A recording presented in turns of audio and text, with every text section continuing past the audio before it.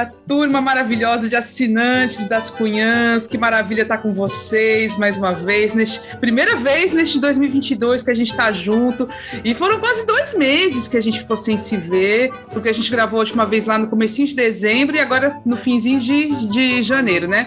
Mas é isso mesmo, né? A gente teve que tirar um tempinho de férias para sossegar o juiz e para ficar doente, né? Inês ficou doente, Evelyn ficou doente. Eu não fiquei doente, mas estou aqui agora com um menino doente. Tinha dor nas costas. Eu dei um jeito nas costas, foi isso mesmo, pronto, tem razão. Cada um com as suas coisas, né? Mas é isso, gente, ó, um prazer enorme estar com vocês aqui, uma alegria gigante. Hoje a gente vai ter uma conversa bem animada, né, sobre os últimos acontecimentos da política, porque o episódio de amanhã, vocês vão ver, né, dessa terça-feira, é super especial, é um daqueles episódios de outras cositas más, vamos dar um spoiler que vocês merecem, né, com um músico maravilhoso, cearense, que encantou todos nós, assim, agora no final de 2021, que é o Juliano Eriston, que foi o vencedor do The Voice Brasil no ano passado. A conversa foi muito legal, gente. Ele é muito jovem, um cara que tá aí começando e tem, assim, uma visão muito bacana, tá? Então, esse vai ser o episódio desta terça-feira. Então, hoje é entrevista. Isso, das Cunhas entrevistas. Mas dessa vez. 4 anos o bichinho, mas já tem 10 anos, 14 anos de carreira. O menino começou muito novo. E é lá da Jijoca, lá da Bela Cruz, mas. Ele nasceu em Bela Cruz e mora no Preá. Não, tem isso na vida ruim do menino, né? Ou vida difícil. Eu não gostava da entrevista dele, ele é um doce. É um doce. E ainda tem um maior canja que ele ainda canta. Ainda tem a canjinha do final, oh meu Deus. E ainda chorando. Vai estar no YouTube também, viu, gente? Vai estar no YouTube. Então hoje vai ser política na veia, tá? Pra gente também não ficar sem falar de política. E aí, Inês, e aí, tá tudo bem contigo? Como é que estão as coisas?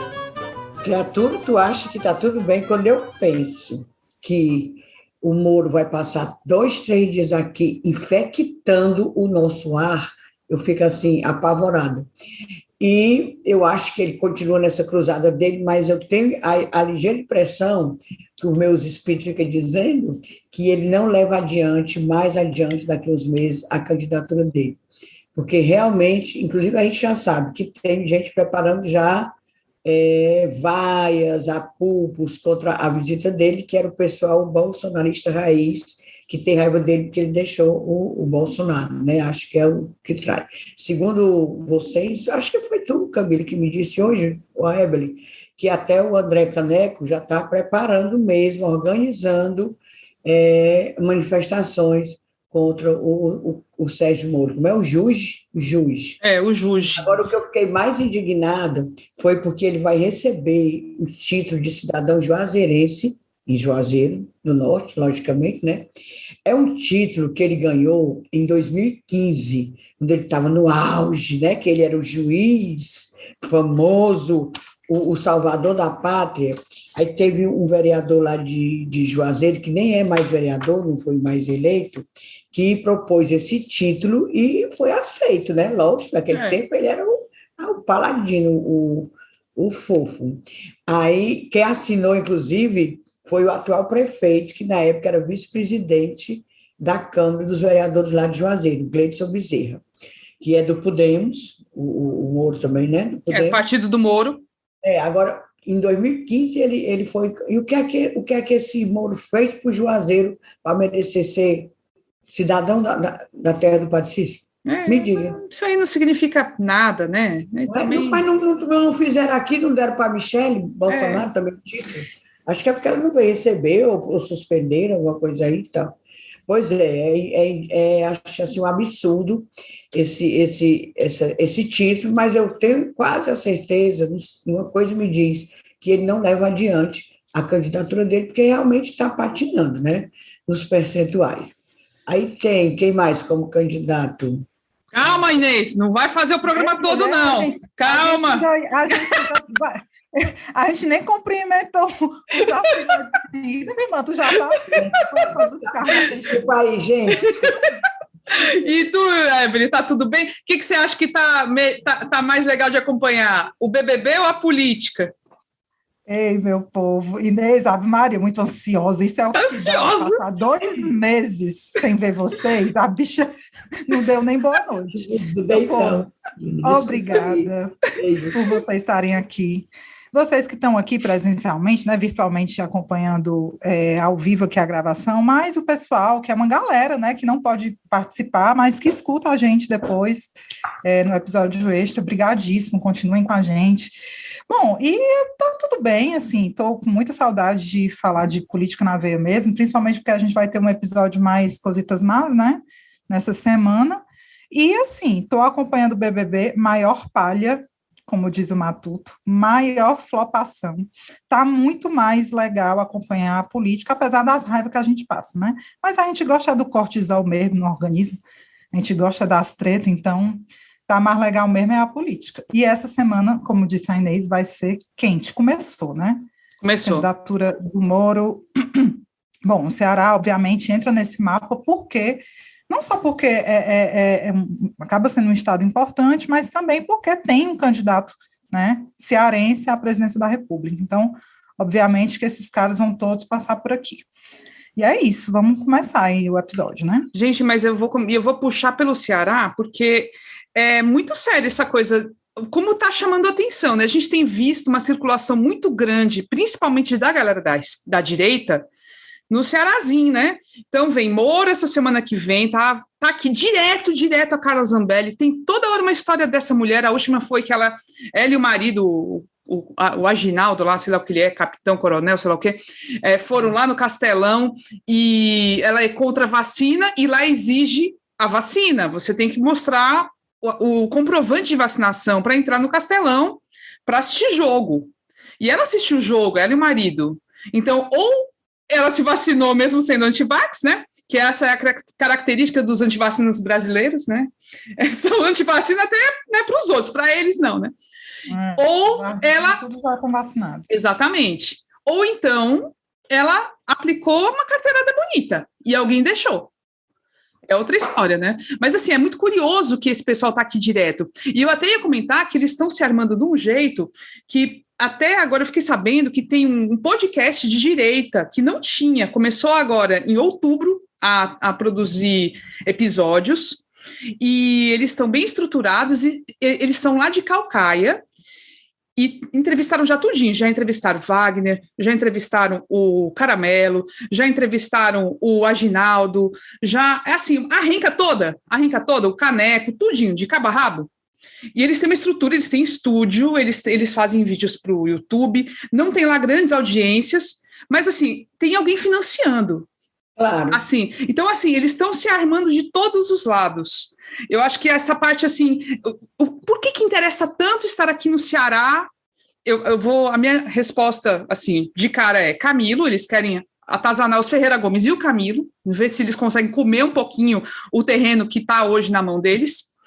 Mas também, o outro lado, a gente sabe a força que tem Camilo e os Ferreira Gomes, né? O que você acha, Inês? Pode falar, Evelyn, perdão.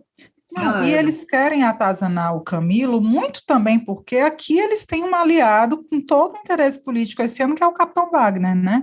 Então, assim, a gente sabe que as coisas estão muito bem articuladas. Ela é nacional, mas ela tem uma articulação com esse núcleo bolsonarista, que a gente acha que é bolsonarista, pelo menos até hoje, né? Pode ser que ele mude, porque todo dia o Capitão Wagner diz que é uma coisa, mas é o núcleo bolsonarista forte daqui, então tudo tem muita articulação. Teve também, em janeiro, eu acho que uma ou duas vezes o Bolsonaro partiu para cima do Camilo também. Foi. Então, assim, de fato, o Ceará está bem no foco, né? O Bolsonaro disse que o governador daqui tinha feito coisas infaláveis, uma coisa assim, em relação à gestão da pandemia. Então, teve 1 ou 2 ataques para a imprensa contra o Camilo. Tem essa visita do Moro, né? Tem essa história dessa articulação aí de podcasts e máquina do áudio truando. E é muito por isso também, né? Tem um núcleo local também que está tentando se fortalecer para a eleição estadual. E tem também a Carla Zambelli, não está aqui à toa, não veio assistir jogo de Fortaleza, não, com aquela camisa do Fortaleza. Eu fico indignada que tu torce Fortaleza quando Nem eu me vejo fale, aquela viu, bicho? full amplo com aquela roupa. Pois é, mas falando sério, segundo consta, é o marido dela aqui, né, esse capitão coronel Aginaldo, que é candidato a federal, talvez para ficar lá ganhando dois, né, Os dois, o casalzinho lá. eles, eu acho que ele, eu me lembro dele, de uma fala dele, no tempo num dos motins daí da Polícia Militar, ele veio para mediar, ser o mediador junto com o Camilo. E a fala dele, que eu estava escutando no rádio, era impressionante. Impressionante, totalmente a favor dos amotinados. É um nojo esse Aginaldo. Todo querendo ser santo, ele de falava, elogiava os amotinados, e de 10 palavras, 8 também era Jesus e Deus, porque Deus vai fazer isso, Deus é assim. Agora, o que eu sei da vida dele é outra coisa, sim, mas por essa parte, que eu não falo da vida pessoal das pessoas. Não falo. Pois é. Aí, Mas que ele está em campanha, ele está mesmo, está bem em campanha. Ele vai para o interior, ele vive no Cariri. Aí eu vejo, porque eu sigo uma coisa ridícula lá do Cariri, mas eu sigo para poder ver o que está se passando lá. Vive em almoço, em jantar, nos buffets lá de Juazeiro, vive esse Aginaldo, e ela, que ela não faz mais nada. Ou ela está em Nova York, né, gastando dinheiro público, também, mas em viagens mais longas, ou por aqui. É uma coisa horrível. E acho que é para eleger esse marido dela, que inclusive são afilhados do Sérgio Moro, né? Porque ele foi para o casamento, dançando com ele na festa, me lembro demais. Eu também acompanho colunas sociais. A Inês, para quem não sabe, escrevia coluna social, então ela sabe tudo desse métier, tudo. Eu não escrevia coluna social, eu nunca fui titular. Sim. Eu era substituta, porque eu tinha amiga que quando queria viajar, tirar férias, aí dizia assim, Inês, tu fica fazendo minha coluna. Minha calúnia! Aí eu dizia assim, porque eu não falta aos amigos, tá entendendo? Aí eu fazia Regina Mastro, Deus a tenha, morreu, e fazia muito Sônia Pinheiro. A Regina Mastro lembra não, Sônia Pinheiro, redatora substituta, que até eu chamava, brincando, que era a hora do pobre, não era, Evelyn? Que eu botava todo fuleirais na coluna. Era, porque não era só site, não. Aí eu botava a galera assim, sabe? A raia miúda, como diz o outro. Mas eu não era colunista social, eu era apenas a substituta. Mas sabe tudo desse métier, sabe tudo, Inês Aparecida. Tudo chega até por isso chega tudo para ela até hoje, gente. Sabe todas as fofocas, todas. Mas aí, voltando para o nosso cantinho Ceará, que depois a gente vai falar do Nacional, tá certo, gente? O Camilo, por outro lado, continua fazendo os passos, né, dando as jogadas certas. Então, ele debelou aí, talvez, primeiro, e talvez que fosse o maior problema, que era o próprio PT. Ele debelou o problema interno, inicialmente, pelo menos até acho que vai segurar, né, que era o pessoal da Luiziane, do Zé Ayrton, que estava insistindo numa candidatura própria a governador, não queria fazer aliança com o PDT. E aí, na executiva estadual, ele conseguiu amarrar que não, vai apoiar sim o PDT, vão ficar juntos, né? Camilo lançado ao Senado, e o pessoalzinho do PT lá, PTK, vai ter que engolir, né? PT lá, PTK. É meio esquisita. Quando junta, falar tudo junto, assim, PT lá, PTK. Mas foi legal aquela reunião da regional do PT. Decidiu, acabou com sábado, né? Só situar aí. Foi sábado, que foi sábado. Sábado, pois é.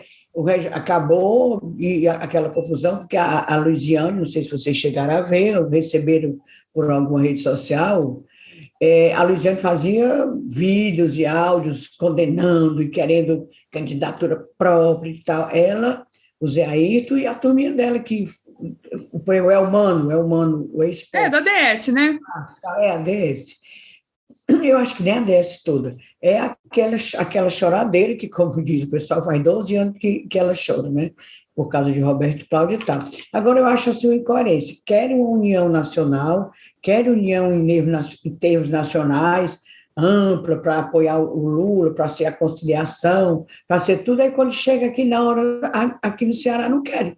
Diabo é isso. Não, mas é que o PDT nacional não está com o PT. Aí, assim, tem uma. Eu entendo que tem essa divergência por isso. Nacional, estou falando como é que o Lula articula. Sim. O Lula fala com Deus e o mundo. É isso que eu estou falando. Né? O PDT tem um grande candidato, Ciro Ferreira Gomes, né? O que agora apoiado por Cabo Daciolo. Agora vai. Aí eu acho isso, que o Lula, ele, quem é a pessoa mais articulador, conciliador, que é o Lula, mesmo. É chamando todo mundo, é querendo quem é o vice, está entendendo? É isso. Aí quando chega aqui, sabendo como é que está, por exemplo, a posição do Camilo, sabendo tudo, e não quer derrubar a aliança por causa de quê? Por causa de uma pirraça de Luiziane e Zé o Ayrton com medo de não ser eleito, porque eu acho que o Camilo botou uma fulana nos terreiros dele e tal. E a Luiziane também com essa mania de não ser eleita, mas toda vida ela é eleita. Que ela tem, igualzinho o Bolsonaro, não tem os 20 e tantos % a vida inteira, a Luiziane tem os eleitores dela sempre. Ela não vai deixar de ser eleita, não, ela vai ter outro mandato federal. Ela vai ter. Eu acho isso uma pirraça. Aí que ele fala, pronto, Pois é, vamos pegar o outro lado, porque assim, tem uma questão que é o palanque do Lula, em tese, né? Você tem aqui um palanque do Ciro. Então, aí, como é que você vê esse lado, Ebeli? Não, eu acho o seguinte, eu acho que ela está super no direito dela e está fazendo um papel que é dela dentro do PT. Todo mundo dentro do PT sabe que aquele grupo dela, o grupo Zé Ayrton, eles vão cumprir aquele papel que é o quê? Fazer a pressão, uma pressão legítima que, a partir do momento em que o PDT, né, não para de atacar o PDT nacional, não para de atacar a candidatura do Lula, não para, e de forma muito agressiva. Eu acho que tem que ter alguém escalado mesmo, dentro do PT local, para fazer frente a isso. Se o Camilo não vai fazer, porque realmente não pode, tem aliança ali com o Ciro, da cozinha do Ciro, do Cid e tudo mais, que tenha alguém dentro do PT para fazer essa pressão. A gente sabe, ele sabe, e todo mundo sabe, que essa candidatura própria não iria vingar. Agora, o próprio Lula autorizou, né, conforme a gente apurou, né, em episódios anteriores, o próprio Lula autorizou a Luiziane a se colocar. Não, se coloque. A gente sabe que para ela também é muito importante essa criação desses fatos políticos. Dá visibilidade. Ela ganha espaço na mídia, claro. Ela ganha visibilidade, ela precisa disso. E eu acho que ela cumpre um papel que alguém no PT tinha que fazer. Estamos aqui para dizer, vocês parem de nos atacar, porque nós temos como lançar uma candidatura própria e temos pessoa para isso. Então, eu acho, nesse sentido, que é tudo até muito que bem aceito entre eles, né? Eles sabem que é meio que café com leite, digamos assim, né? Eu estou falando, não quero desrespeitá-la, mas é uma coisa meio que café com leite, mas que é importante fazer essa demarcação. Ela sabe que não ia ter condição de ter candidatura própria, sabe demais. Eu acho isso... Inês, só para terminar, eu acho que essa gritaria, ela funciona muito mais como uma pressão para o Camilo, que deve ser feita, né, de que ele tem que fazer palanque e campanha para o Lula, né? Toda vida que ela vem à tona... Tanto a pressão civil que ele respondeu, Sim, né? É isso que eu acho, civil, sabe? A gente sabe... É muita encenação, mas a encenação ela tem uma função, pressionar seu Camilo a fazer a campanha dignamente do Lula aqui no Ceará. Ele respondeu, mas fez o que quis e tal. Camila, cadê a fala do companheiro Acrísio? Peraí, eu vou já partilhar aqui. Vamos ver aqui, vocês vão ver o momento de como a gente faz para partilhar. Vixe, eu estou aqui com tela do trabalho. Deixa eu pegar aqui. Não, é o WhatsApp, peraí. Cadê? Pronto. Achar aqui a fala do Acrísio. Falei com a Acrísio hoje de manhã. Pronto. Eu falo, eu achei. Vamos situar para a galera, Inês. Apresenta o Acrísio, quem é o Acrísio, de que corrente ele é. Deputado Acrísio Sena, do PT, que foi vereador, foi presidente da Câmara Municipal. A Cris Sena é do PT, antes era daqueles outros partidos que ele já foi do Coletivo e tal. Sempre foi do PT, muito amigo da Luiziane também. Aí hoje de manhã eu falei com ele acorda cedo, eu também, eu acho tão bom pouco que acorda cedo. A Cris, o que é que você acha dessa, da manutenção, vai deixar sequelas e tal, da manutenção da aliança de PT com o PDT? Aí ele fez uma falinha rápida, foi legal. Eu acho, Inês, é que a grande questão hoje do partido é ter a unidade interna para enfrentar esses desafios. A conjuntura nunca teve tão boa para o Partido dos Trabalhadores do que esse novo momento que nós estamos vivendo agora. Um crescimento da campanha do Lula, com a credibilidade, o retorno de reconhecimento do PT como partido nacional. E eu acho que o grande desafio do Ceará, mais do que essa disputa de minoria e maioria, é a unidade do PT. E a vida já mostrou que toda vez que o PT está unificado, ele sempre venceu grandes obstáculos. Pronto, gente, agora eu vou parar de compartilhar. Uma coisa que a Cris fala, e eu concordo, ultimamente a gente teve, então, no final do ano passado teve aquela leva de prefeitos que se filiaram ao PT, né, então foram prefeitos de cidades pequenas, mas foram. A gente está vendo um crescimento nacional de filiações ao PT e aqui no Ceará não está diferente. De um certo modo está recuperando um terreno perdido, né, porque ficou um partido que eu mesma, para mim, chegou assim, 2015, 2016, falei, o PT morreu, lascou, morreu. E agora a gente vê renascer das cinzas, assim, tá tá bombando. E não tá mais assim uma coisa negativa você falar que é filiado ao PT. Tem muitos jovens se filiando ao PT. Assim, tá realmente o tal do rebranding, tá refazendo a marca, assim, é uma nova visão do partido. E a Cris tem razão. Eu acho que nesse sentido o Camilo, ele tá conseguindo de fato articular essa união interna, por mais que seja não estejam todos felizes, mas talvez seja benéfico para todos, inclusive para a Luiziane e para a Zé Ayrton, que a minha impressão é que a bancada cresce. Se ele continuar nessa toada, a bancada cresce. É um chute. A gente vai precisar ver bem. Eu acho que nem eles, viu, Camila? É bom a gente ficar muito atento a esse espaço. Eu acho que nem eles têm ainda bem desenhado como é que vão ser as chapas para federal e estadual, né? Não sei, eu acho que nesse momento eles não estão ainda com isso bem no papelzinho, não. Eu lembro que até o fim do ano passado, eu não lembro com quem eu conversei, foi uma fonte do PT, mas eles disseram isso, assim, tá na hora de o PT sentar para ver qual vai ser a chapa direitinho para deputado estadual e federal. E ver quem o Camilo, por exemplo, vai pegar no braço e vai querer eleger, né? O Camilo vai ter muita força para eleger determinados nomes, né? No interior, principalmente, e tal. Então, é uma pauta para a gente anotar aí para comentar muito em breve. Verdade. Pois é, gente. Aí, de Ceará, a gente tinha mais alguma coisa? Acho que não. Vamos para o nacional, porque assim, ainda é Ceará, né? Mas enfim, a gente tem, essa semana que vem, a gente já começou falando, Inês, já começou com a revolta da presença do Moro. Daquele homem. Mas, gente, a coisa mais linda que o Ciro Gomes fez nos últimos tempos foi aquele reacting, ele sentou para esculachar aquela entrevista do Moro no Flow. Meu Deus, como foi lindo aquilo. Nossa, como eu me diverti com aquilo. Assim, foi algo tão impressionante. Camila, explica aí, porque eu acho que nem todo mundo viu. Pessoal. Não, gente, quem não viu, Kevin eu sei que viu, já fez cara de quem viu. Não sei quem mais viu aqui, acho que o Raul viu. Enfim, o povo aqui tudo vê. Mas quem não viu, vai lá no canal do Ciro no YouTube, vocês têm que assistir. Ele faz umas lives de terça-feira, justamente no dia que sai as cunhãs, o Nilson viu também, no dia que sai as cunhãs, o Ciro faz a live dele, né, toda terça.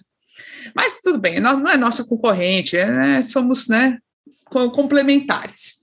Aí o Ciro, ele faz entrevistas normalmente, e geralmente é bem chato o que ele tem feito, eu acho um formato ruim.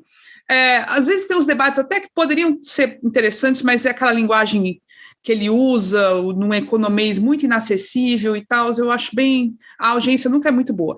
Mas nesse dia ele decidiu, então, dar inovada. Então, fora a entrevista que ele fez, ou as entrevistas que ele fez, ele parou para comentar a entrevista que o Moro tinha dado para o podcast Flow, que é um podcast feito por dois caras. Eu nunca parei para ficar assistindo muito aquilo, mas eles não são muito inteligentes, aparentemente, eles são meio, né, são meio lentos, assim, fazem perguntas meio mas tudo bem, os caras estão indo e tudo, eu acho que é legal, e chega nos jovens, são muito ouvidos, uma audiência absurda, e o Moro foi lá, e o Moro, as respostas foram absurdas, meu Deus do céu, e o Ciro, assim, como o Moro não aceita debater com o Ciro falou assim, então eu vou fazer um debate unilateral, eu que vou esculachar aqui o Moro. E ele usou uma linguagem ótima, ele foi, Ave Maria, foi desbocado mesmo. Foi muito bom.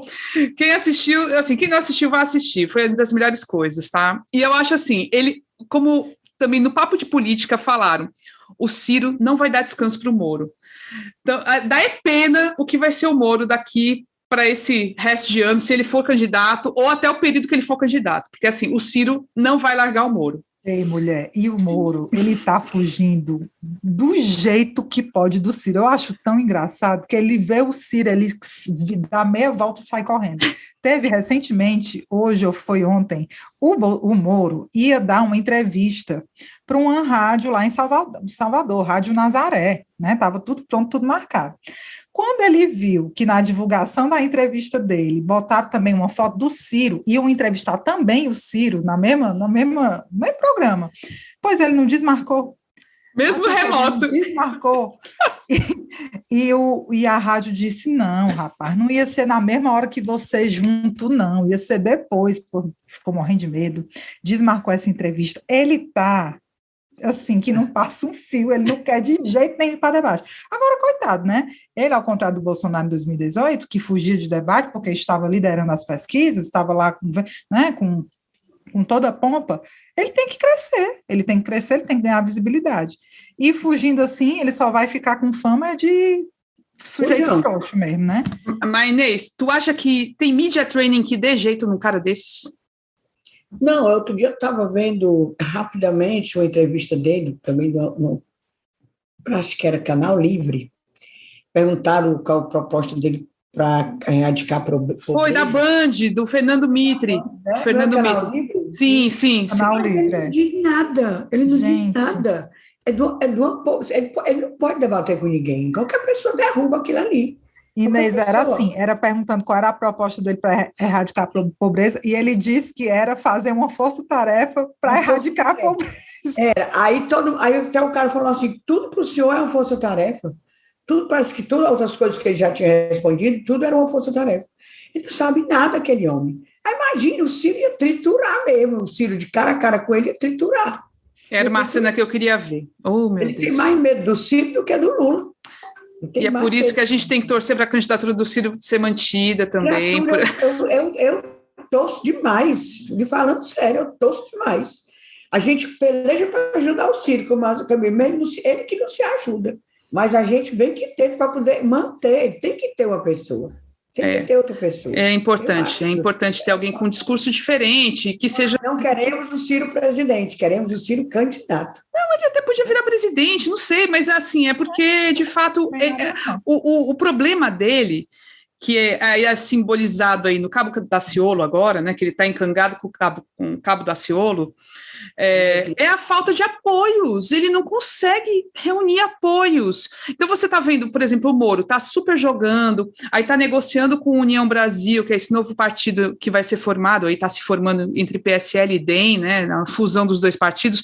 O União Brasil já tá jogando assim para cima do Moro, ei, você não quer vir para cá, nós somos maiores que o Podemos. Mas já estão assim, ele tem articulação minimamente, ele está tentando se articular. O Lula, então, nem se fale, né? O Lula teve esse final de semana com o Renan Calheiros e o filho dele, que é governador de Alagoas, e está levando uma parte, pelo menos, do PMDB, né, do MDB, para a campanha do Lula já no primeiro turno, já querem fechar isso. Então, gente, é uma coisa louca, como o Lula está trabalhando para realmente ser a cara da grande aliança nacional. Fazer o arrastão mesmo. O arrastão. Apoio, né? O arrastão. O companheiro Kevin também concorda que o Ciro é uma peça fundamental nesse processo, eu acho. E você falou em PMDB, eu me lembrei, eu vou rir, mas não vou rir porque é o jeito. Mulher, o Tasso Gereissati não vai apoiar o Dória, que é do partido dele, vai apoiar Simone Tebet, do MDB, né? Pronto, Simone Tebet agora vai passar bem para 20%. Mas você sabe que esse é um grande drama do PSDB, porque o Dória está puto com isso, que tem uma parte do PSDB que não está com ele. Não quer ele, foi por aquela horrível daquela prévia, que ele foi desgastando demais. Muito desgastante, está aí. Agora o Tasso vai apoiar a Simone Tebet. Está vendo? Simone Tebet vai passar de 1% para 100%, vai passar para 2%. Não, e a bichinha, nem ela acredita que vai ser candidata, né, gente? É só realmente aquela coisa, botar uma candidatura ali para valorizar o partido, para abrir as negociações, para todo mundo chegar junto, conversar, né? Mas E o PT quer levar também, né? Então, quer levar. Tem setores do MDB que acham que seria muito mais jogo entrar numa aliança dessa com o PT, né? Enfim, meu povo, a gente fica mangando, né? A gente adora mangar do Moro, porque aquilo ali realmente é motivo de chacota total.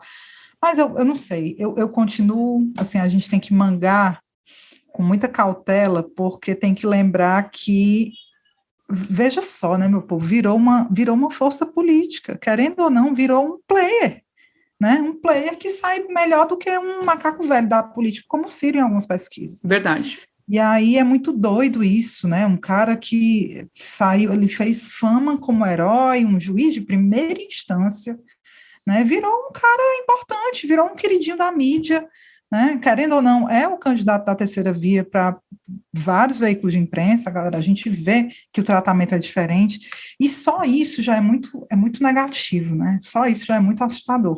Não que não possam surgir forças políticas à direita, à centro-direita e tudo, mas, assim, a forma como o Moro virou esse cara que cogita ser candidato, cogita ser presidente da República, um claro despreparado, né? Não tem preparo nenhum, tudo é força-tarefa, como diz a Inês, é força-tarefa para erradicar a pobreza. Como, meu filho? É um Zé Ninguém, que virou um grande player aí dessa eleição. E aí eu fico só realmente, vai ser um teste bom, essa vinda dele aqui para o Ceará, que estão dizendo que ele vai ter conversas diretas com o povo. Eu duvido, eu quero só ver. Quero ver também como é que vai ser a recepção dos bolsonaristas para ele, né? O André Caneco arregimentando aí no Twitter o povo para vaiar o Moro, quero só ver. A gente torce pela briga, né? Minha filha, nesse caso. Aí ele vai lançar livro. Vamos lá. Lançar livro e vai se reunir com o movimento cristão também. E tem palestra na LIDE também, né? Tem. Naquele grupo de empresários apartidários. Sempre muito apartidários, né? Tão apartidários que dá gosto. Não, mas o que você falou do despreparo do Moro, né? Dele ter a coragem, né, de botar a cara para isso, né? Mas é a cara mesmo de uma ideia de antipolítica, né, que se estabeleceu, achando assim que qualquer coisa, você não precisa saber de nada, é só uma figura ali decorativa, não importa. Só que a gente está sofrendo na pele, as pessoas estão sofrendo na pele, todo mundo, nós todos. O que é você botar alguém totalmente despreparado? Alguém que diz, eu não entendo de economia, eu passo para o posto Ipiranga. Eu não entendo de saúde, eu passo para o especialista sei lá quem. Um governo técnico, aí não tinha um técnico, não tem um decente, assim, um que tem o cérebro, o tico e o teco ali se comuniquem direito, não tem um. É uma coisa assim, mas é a cara dessa elite que acha que despreza a política pública, que despreza o Estado, tá nem aí, só quer ganhar dinheiro. Então, eu estava até vendo, o que é uma coisa muito impressionante, assim, falando diretamente com vocês assinantes, algo que eu coloquei no Twitter só para explicar, a gente decidiu sair do Anchor, que é a plataforma para a gente hospedar, né, a plataforma para a gente hospedar o podcast para depois ser distribuído para todas as outras plataformas por onde nós todos escutamos podcasts, então qualquer uma, né?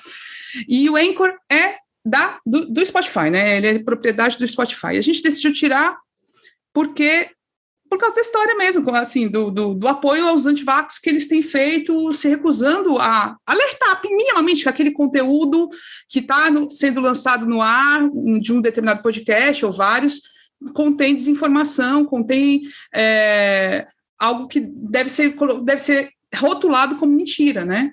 Num momento como esse. E Aí teve toda a pressão, né, do Neil Young e outros artistas que tiraram as suas músicas do Spotify, e a gente falou, opa, a gente não é ninguém, a gente é só uma areinha um grãozinho de areia nessa história, mas para que a gente vai manter um vínculo com uma empresa que é totalmente não confiável, né? Mas assim, essa lógica das plataformas, só rapidinho, né, isso, aí eu já te passo. Essa lógica das plataformas é um problema muito grande. Aí eu vi outra matéria falando que as plataformas de streaming, que são a maioria absoluta que estão no Brasil, são estrangeiras, né?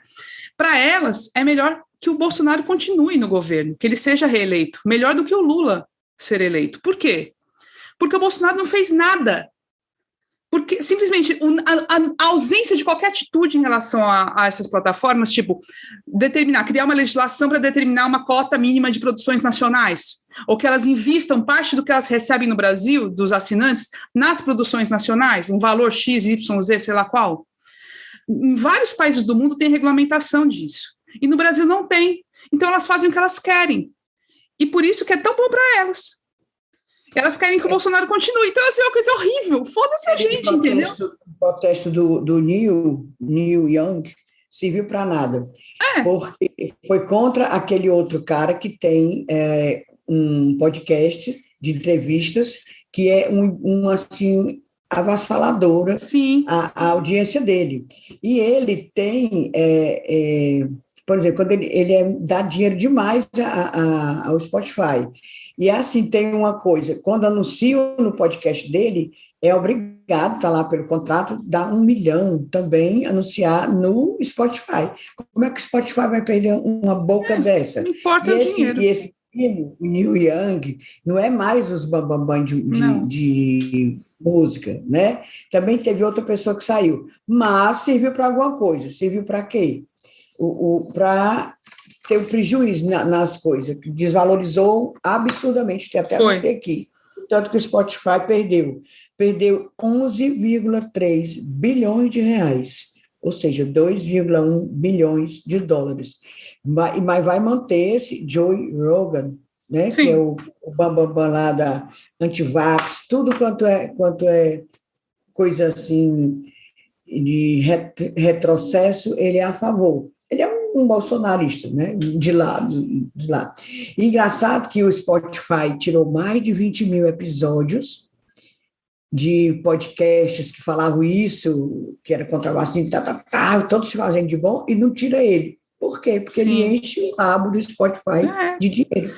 É isso, aí a gente fica nessa guerra. E aí, quando a gente diz que, tipo, a mídia tem um candidato no Brasil, que é o Moro, por enquanto e se o Moro deixar de ser, vai ser o Bolsonaro, provavelmente, assim, eles vão escolher alguém para ser o candidato. É triste isso, mas é real. Isso é real, infelizmente. E até esses dias o Lula recusou uma entrevista lá para a Globo, chamaram ele para participar lá de alguma coisa, ele deu um não com uma resposta absurdamente incrível e reclamando mesmo da diferença de tratamento que ele recebe, de toda a perseguição, todo o tempo que foi dedicado a esculachar com ele ao longo desses últimos anos, e agora que ele tem sido, aí entra naquela polêmica, não inocentado, mas que todas as acusações dele contra ele, né, foram derrubadas, tudo foi anulado, então não tem denúncia, ele não é nem denunciado. Então, assim, quando isso acontece, a Globo não dá o mesmo nível de cobertura, não traz isso com destaque, e ele tem razão, ele tem que reclamar mesmo, ele tem que usar esse poder dele e falar assim, não vou dar entrevista para vocês, então, pronto, vocês não querem falar de mim o que deve ser falado? Então, é uma guerra essa parte também. Tentou, realmente, a mídia tentou bastante, logo no começo, quando ele se lançou, fazendo o Moro um candidatão, o viável, o terceira via verdadeiro.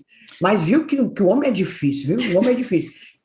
E sai muita coisa. Ele tem muito podre também. Ele não é uma figura... Ele tem podres, muitos podres.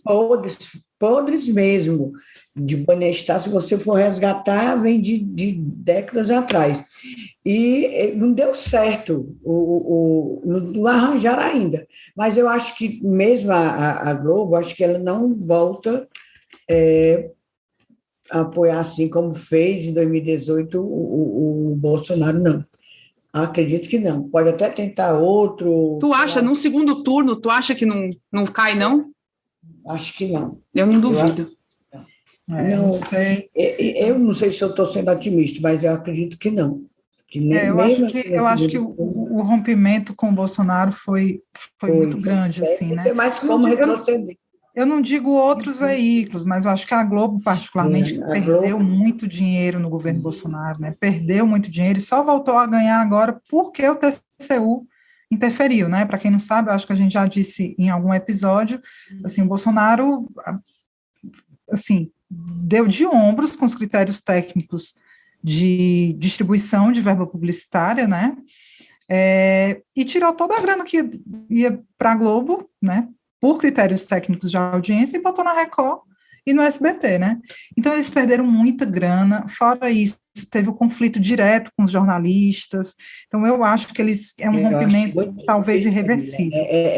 Nem que eles querem, pode até ter vontade, mas ficaria tão feio esse retorno que é difícil, Agora, só um comentário rápido em relação a isso que tu falou, sabe, Camila? Essa resposta do Lula para a Globo, a negativa, né, de dar entrevista. Eu não sei se eu concordo, eu tendo a achar que não é uma boa estratégia. Acho que reclamar faz parte, criticar faz parte, mas eu não acho que ele deveria prescindir desse espaço, mesmo com todas as críticas que ele faz à cobertura que ele teve da Globo, não. E outra coisa, é muito importante calibrar esse tipo de crítica para ele não cair no erro que o Ciro cai, que o Bolsonaro cai, né? É muito delicada essa coisa de criticar uma cobertura contra você e começar a criticar o profissional que está ali perguntando, enfim, seja ele produtor, seja ele repórter, é muito complicado. Sim. Eu acho que o Lula não, ele tem que fazer a crítica, é legítima a crítica, né? Ele foi, enfim, teve um tratamento completamente inadequado, desproporcional, mas eu acho que ele não deveria prescindir do espaço e não, assim, deveria dar uma trégua. Não sei, gente, eu posso estar errada, mas eu acho que não deveria tentar. Evelyn, sabe por quê? Eu acho até que ele devia ir, poderia ter ido, nem que lá, que ele tem um jeito de falar, ele não é grosseiro, ele não é grosseiro, não é um jumento igual o Cramunhão. Eu acho que ele poderia ter ido e reclamar lá. Coisa boa, agora eu estou aqui, né? Mas lá sofri tanto, não é? Vocês já bateram tanto em mim, dizia uma coisa lá, fazia uma crítica, fazia uma ressalva. Eu teria ido e um jeitinho, né? Com um jogo de cintura, teria dado as alfinetadas. Olha, então bom, vocês agora, posso falar, é a verdade, papapá, mas vocês já fuderam comigo e tal. Não precisa fazer assim, não. Aí vocês... Na tela, não, né? Aí vocês já né, carregaram as tintas contra mim, papapá, e o PT. Falavam lá na hora, eu achava mais proveitoso, eu achava. Mas você sabe, eu lembro, agora eu não lembro totalmente, eu acho, eu vou lembrar parcialmente. Tem uma história do Lula, em 2002, que ele foi convidado para um almoço lá com a cúpula da Folha de São Paulo. Como fazem aqui, né, os jornais, pelo menos o povo aqui faz uns almoços assim com políticos, aí chamam uns jornalistas também para participar. Não dá mais nem merenda. Não dou mais merenda não, né? Mas rolava uns almocinhos assim, com regada a vinho, aí eu tava assim, você tá ali trabalhando, aí você vai lá, ainda bebe uns vinhos, depois você tem que fechar a página, é um negócio horrível, mas tudo bem. Mas, assim, o Lula foi para um desses almoços e estava lá seu Frias ainda, que era o dono do jornal, isso em 2002, ele estava vivo. E seu Frias Serra, apoiava o Serra na época, amigo do Serra, amigo mesmo. E o Lula sabia. Mas começou a rolar uma coisa meio hostil, uma hostilidade mesmo, começou a ter uma coisa desagradável no almoço, eu não lembro exatamente o que foi, eu sei dessa história de alguém ter me contado, eu não estava lá, mas começou a rolar, o Lula se levantou e foi embora. Ele tem um pouco dessas reações, tá? E eu acho que foi talvez ele mesmo que tenha dito em algum momento, em alguma entrevista, não sei, eu ouvi essa história de alguém, mas ele foi-se embora, porque ele estava sendo hostilizado ali dentro. Então, assim, talvez ele tenha essa personalidade também, sabe? E aí eu não sei nem se um assessor chegando e falando, vamos lá, de todo jeito, seja legal, ele podia dar uma patada mais pesada, entendeu? Então, ele se conhecendo, talvez ele não queira ir, né? Então é pancada isso aí. Ele tem que, enfim, ajeitar essa história aí, porque ele nunca, jamais poderá cair, né, mesmo que num grau abaixo, mesmo que num nível abaixo, eu acho que ele não deve ir por esse caminho que a gente viu de mais conflito com a imprensa, não. Assim como com o Bolsonaro. Então, não por aí, não. E aí, falando ainda de Lula, está cada vez mais forte essa relação dele com o Alckmin, né? Essa parceria. E é engraçado, né? Como ele está sendo o primeiro a ter um vice. E justamente o Alckmin, que era a figura mais improvável. E está acontecendo, assim, ao mesmo tempo, assim, a gente sabe dos perrengues e da oposição interna, inclusive, mas ele, ao mesmo tempo, ele continua conversando com um bocado de gente. Então, o PT vai fazer, provavelmente, a federação de partido com o PSB. E aí tem uma costura lá em São Paulo que é meio complicada, mas acho que vai, possivelmente, não sei, vamos ver. O Haddad está melhor nas pesquisas do que o Márcio França, mas essa é a jogada, tirar o Haddad para deixar o Márcio França, não sei. É o que o Márcio França quer, né? Para ser candidato ao governo de São Paulo. Eu ouvi esses dias, o Lula está tentando falar até com a Marina Silva. O Randolfo Rodrigues, da Rede, está articulando. Fazer a campanha com ele. Exatamente, está fazendo, está junto, quer fazer logo, diz que vai lutar até o fim para conseguir um apoio suficiente para o Lula ganhar no primeiro turno, porque ele acha complicado o Lula ir para o segundo turno e aí vai ser muito arriscado, ele acha. Aí, para a democracia mesmo. Eu quero é que ele vá para o primeiro, ganhe o primeiro para eu descansar. Eu tô nervo. Eu não sei, eu não tenho opinião sobre isso, não sei mesmo.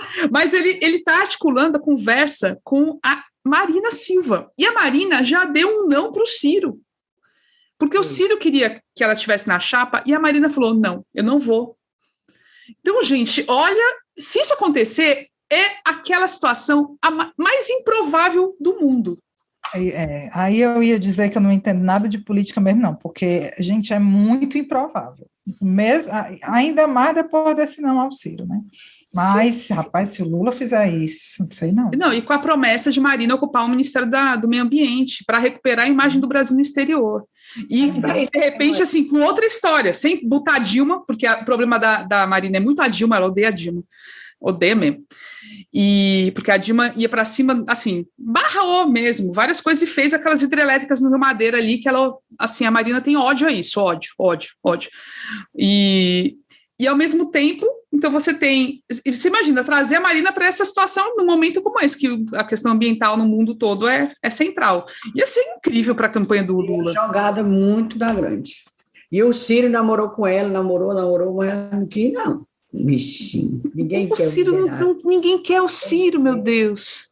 Pelejando para ele coisar, mas não adianta não. E ainda tem gente que diz que a gente não gosta do Ciro, né?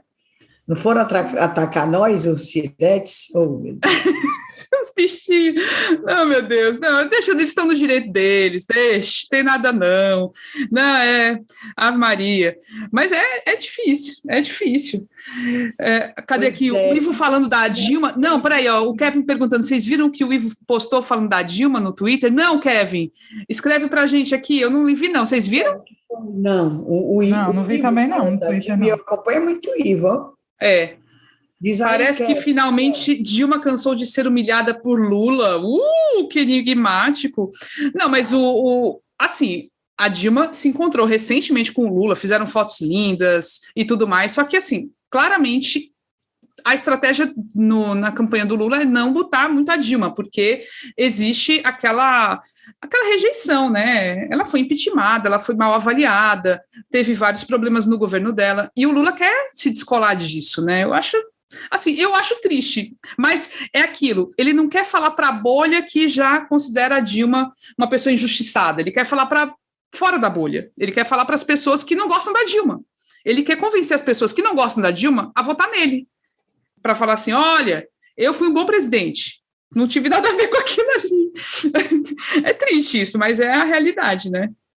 Mas ele também, ele tem restrição com a Dilma desde o tempo que ela quis a reeleição, né? Então, mas é melhor deixar ela fora mesmo, deixar bichinho.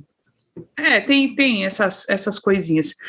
Agora vamos, depois de comentar, né, fazer esse passeio pela política nacional, vamos para o momento do desabafo, o momento do recadinho. Cunhã. Diz, Cunhã! Quem vai? Quem vai dizer? Vai conversar com o Não, teu vamos começar pela matriarca. Por Não, mim. meu Cunhã é nacional, porque eu fiquei também revoltada com a morte daquele congolês. Aff, Maria, aquilo ali foi horrível. Mas é Moisés, a gente traduz por Moisés, deixa eu ver aqui o sobrenome dele. Difícil. Kabagandê. Ele, 20 e poucos anos, imigrante, né, do Congo, e trabalhava num quiosque, ganhava por diária, ele era ajudante de cozinha, foi cobrar, todo mundo sabe da história, foi cobrar e bateram tanto nele, ele foi morto, torturado, de pau, disse que até amarraram ele. Amarraram, e a última, no desenrolar da notícia, que disse que teve a participação até de policial militar. Não duvido nada disso, né? Teve lá, assistiram e não fizeram nada, ou participaram também. E eu acho isso, que tudo de ruim acontece depois que esse Bolsonaro é presidente, criatura. Eu acho que aflorou essa desumanidade dentro das pessoas. Está entendendo? Eu achei aquilo assim, e os parentes dele falando que o Brasil é uma mãe para receber os migrantes e tal, e fazer uma coisa dessa, que isso até querendo minimizar o cara, achando que o Brasil não é assim, sabe? Aí meu Cunhã é essa revolta e queria que realmente tivesse justiça, que fossem condenados, que a gente visse a cara, soubesse quem é, mas eu acho que foi tudo de coisa ruim. Aconteceu assim de 2018 para cá, por isso, porque é o clima, é favorável a isso. Pois é isso, meu Cunhã, essa minha revolta contra essa porque é recente, é emblemática e tal, mas quantas e quantas outras que a gente está vendo todo dia, contra pessoas trans, contra as mulheres, é todo dia contra as mulheres. E vocês podem reparar, não é implicância, nada não. Aflorou essa desumanidade, sei lá, dentro das pessoas, foi de 2018 para cá. Piorou. Não é porque está noticiado, não, que sempre teve notícia. É porque aumentou mesmo.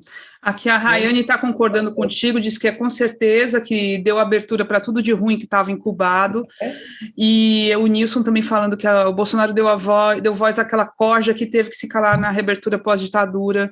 De fato, eles estavam bem caladinhos, né? Parecia que eles nem existiam mais, mas eles existem, e, enfim, se sentiram encorajados mesmo, né?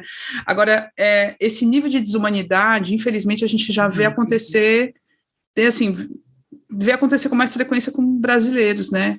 E aí vê um imigrante, uma pessoa, um refugiado mesmo, ele fugiu da guerra lá no Congo e da forma como foi, ele é uma pessoa que, tipo, ele conheceu o racismo e conheceu toda a desigualdade no Brasil nessa experiência dele de passar ali e morreu por isso, né? Que era algo que, com certeza, assim, no país dele ele sofreu outras coisas, tinha uma guerra e tal, mas é outra experiência. No Brasil é isso, é essa vivência a vivência mais violenta possível por causa do racismo desenfreado. Com certeza, eu leio a Chimamanda Ngozi, aquela nigeriana, né? Ela sempre vive para lá e para cá, nos Estados Unidos, que ela depois foi professora, escritora e palestrante de universidades no mundo. Aí ela morava na Nigéria e ela saiu, acho que com 19 anos por aí. Ela disse que a primeira vez que sentiu racismo foi depois disso, adulta já, com 19 anos, foi nos Estados Unidos. Porque, claro, que na Nigéria ela tinha outros problemas, né? Sim. Aqueles problemas nas universidades, greve, pobreza que ela via e tal. Mas racismo, ela ficou passada quando ela sentiu racismo, foi nos Estados Unidos. Com certeza, o rapaz que morreu, foi assassinado, também. Mas é uma reação muito diferente, viu, Inês? Tipo, lá eu lembrei muito dessa história, numa situação, eu estava na Espanha, em Madrid, e teve uma situação de um jovem, eu não lembro se era da Nigéria, enfim, era um jovem também, estava lá morando ilegal, né, assim, sem papéis, sem documentos, estava morando na Espanha já há 10 anos, e vendia esses bolsa na rua, né? Assim, vendia coisas na rua, era camelô. Camelô. E aí, lá eles chamam de manteiro, se eu não me engano. Acho que era manteiro. Porque eles botam um pano no chão para vender as coisas. Aí quando a polícia passa, o rapa, né? Que chama aqui, lá tem coisa parecida. A polícia chega, eles têm que sair correndo, né? Eles pegam o pano, enrolam e saem fora. E aí teve um dia que aí a polícia começou a correr atrás dele, de outros, né, que estavam vendendo, e correu todo dia, aquele centro de Madrid todinho, correu, que ele teve uma parada cardíaca. Ele teve uma parada cardíaca e morreu. E, foi uma confusão. Era o povo queimando lixeira, assim, a galera revoltada. Primeiro foi os outros manteiros lá juntos que se revoltaram. No dia seguinte, estava o povo tudinho de Madrid, tudinho tomando o centro da cidade, todinho, tomando tudo, e gritando, polícia assassina. E, tipo, na cara dos policiais, cheio de polícia lá, e o povo gritando na cara deles, polícia assassina, polícia assassina. Então, assim, é outro nível de reação. Aqui no Brasil a gente ainda tem, sabe, tem que se revoltar mais em outros níveis, sabe? É como disseram há pouco aqui no Twitter, a gente está indo para os jornais dizer que existe racismo reverso. Isso é uma loucura. Como é que você vai cobrar a reação de um país em que muita gente vai para os jornais para dizer que mas racismo tem é de preto contra branco? Sabe, a gente está num nível de imaturidade ou desonestidade intelectual que fica até difícil cobrar uma reação. Olha que a gente está precisando enfrentar, dizer que não existe racismo reverso. Enfim. Diz o teu, Ébile Rebouças. Mulher, o meu assunto, o meu discunhã é um pouco menos dramático, mas igualmente revoltante, né? A gente até já falou no início do episódio, que foi essa palhaçada da ida da deputada Carla Zambelli com o cônjuge dela, outro negacionista, ao Castelão ontem para ver o jogo do Fortaleza. Porque aí tem, né? Esse cara aí tem. Aqui, eles já estão se aproximando aí com Fortaleza, já estão se aproximando com conselheiro, com não sei quem, para fazer a boa e velha politicagem em cima do futebol que a gente já conhece. E, assim, é uma desmoralização para esse governo. Se eles não fizerem nada, ou se não se pronunciarem assim com veemência, porque a Carla Zambelli diz que não se vacinou, que não vai se vacinar, porque tem uma doença aí, um atestado de que ela não pode se vacinar. No entanto, vai para o estádio porque ela é mais importante do que quem? Para furar o protocolo e participar de um jogo que está super restrito, né? O evento esportivo está super restrito, só pode ir com máscara PFF2, não sei o quê, com atestado de vacinação completo do ciclo vacinal. E aí você tem uma adversária do governo que vem frescar, entrar no estádio impunemente. E estava lá sem máscara também. Sabe, é assim, é de uma desmoralização. Eu li hoje que a Secretaria Saúde? Do esporte, né, do esporte e juventude do Estado, vai investigar esse cumprimento do protocolo sanitário do jogo ontem, né. Bom, não dá para ser otimista, porque se eles forem querer realmente punir alguém, pode ser que crie uma crise institucional com Fortaleza e papapá, não vai dar em nada, mas era para dar, né, porque é uma desmoralização. E o detalhe... Cunha para mim é elogio, pois não. O detalhe é que ela não veio a convite do Girão, parece. Não foi o Girão que botou para dentro, parece. Enfim, tem essa conversa. Não, a história de bastidor é que teria sido um conselheiro aí do Fortaleza que levou lá para o camarote e tal, mas assim, o que está todo mundo dizendo é que esses caras têm relação com o Girão, né? Então, o Girão tem poder ali dentro do Fortaleza. Muito. Então é isso, meu desabafo é em relação a isso. Eu gostaria muito de ver uma reação do governo do Estado depois disso. E o teu, Camila Fernandes? O meu é tão repetitivo, mas é porque é uma coisa que não tem fim, né? Para quem... da vacina, é muito repetitivo. Eu peço desculpas, tipo o Guilherme, que tu é de Minas e as coisas estão talvez mais normais. Aqui a coisa não está normal, sabe? Mais ou menos, porque aqui desde o começo tem um sistema que você tem que marcar, fazer um registro, um cadastro absurdo, super difícil, aí você tem que esperar o seu dia, aí você tem que ficar consultando um sistema que ou você tem que ficar vendo umas listas de nomes em PDF, uma coisa assim absurda. Ou você tem um aplicativo no seu celular e você tem que botar lá seus dados para abrir aquilo, e às vezes dá erro, você não recebe aviso nenhum que chegou seu dia, não, você tem que descobrir, você tem que ir atrás. Aí, beleza, fizeram isso a campanha toda, né, de vacinação, agora chegou a vez das crianças. Aí praticamente decidiram botar em 2, 3 lugares só, acho que são 2 lugares, a vacinação, grande parte concentrada num lugar só, que é o centro de eventos, que é um lugar, assim, Fortaleza é uma cidade grande, tá? Bem grande mesmo. Eu imagino uma criança que sai lá do outro lado da cidade para ter que se vacinar lá no centro de eventos. Mas beleza, as crianças vão, as mães levam, querem que seus filhos sejam vacinados. E tudo concentrado, com essa marcação, o que acontece? Aglomeração, horas de fila, no calor, debaixo de chuva, as crianças tudinho, 2, 3, 4 horas. Teve um dia que foram 6 horas de espera. Gente, é revoltante. Assim, eu não tenho mais o que falar. E assim, não tem explicação para ser assim, não tem porquê. Por que não está descentralizado esse negócio? Por que não está em vários pontos da cidade? Por que não está assim, tipo, crianças de 11 anos, hoje pode ir assim, de hoje até, sei lá, domingo, vários dias, aberto para crianças de 11 anos. Por que tem que ser amarrado? Não, nesse dia, meu filho foi dia 25, tinha que ser dia 25. Sabe? Para que isso? Para quê? Entendeu? E nesse dia... As campanhas da gotinha, que a gente levava os filhos, era assim um mutirão, sábado, domingo, todos os fogos, todo canto aberto, papapá, levava. Por que não faz daquele jeito? Eu não entendo. Não, e o pior é que a prefeitura... O assunto é vacina, mas merece, é recorrente, mas merece. Também acho. E a prefeitura nem tchum para reclamação, sai em jornal, sai em todo mundo, o povo está revoltado, estão nem aí, ignoram total. Ignoram total, dão de ombros, dane-se, ninguém está nem aí, e é um desrespeito. E quando eu levei meu filho, ainda vi uma cena de um sujeitinho que provavelmente tentou molhar a mão de alguém e tentou furar a fila, foi muito engraçado, mas aí a galera viu, a galera que estava na fila e ele estava perto, a mulherada ali se rebelou, falou, opa, aquele ali tá furando fila, foram para cima e não deixaram a coisa acontecer. Mas assim, ainda tem essa abertura, sabe? Por quê? Porque você tem essa situação, filas imensas, demora, não sei o que, tarará, aí vai, o que acontece? Corrupção, sabe? Tudo para, assim, tá muito errado isso aí, tá muito errado. Meu, é sério, eu tenho até medo de encontrar o Sarto, porque na hora que eu encontrar o Sarto, que é o prefeito aqui, eu não sei não, viu? Eu vou reclamar. Ele não vai encontrar nunca, porque ele não sai mal ele vai para o passo, me disseram. Porque o menino pequeno, o Roberto Clark, pelo menos a gente viu no meio da rua, o coisa pequeno. Mas esse, o amarelão, diz que nem lá no passo ele não vai muito.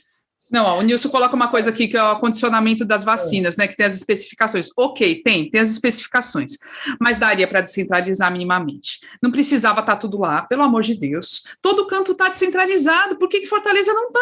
Sabe? Não dá para entender. Não dá. Meu povo, chegamos ao final. Bora sim, bora. O povo que vai jantar. Passar a colônia. Vamos jantar? Pois, esperemos que no próximo mês estejam todos de volta aqui, né, para saber mais as fofocas e as opiniões. Então, essa semana vamos ter um programa mais leve. Na semana que vem a gente volta com também política hardcore, né? Mas vocês vão adorar a entrevista do Juliano. Não, ele é maravilhoso. Dá um orgulho danado. Pois, um beijo, depois, fiquem aqui para a gente tirar foto.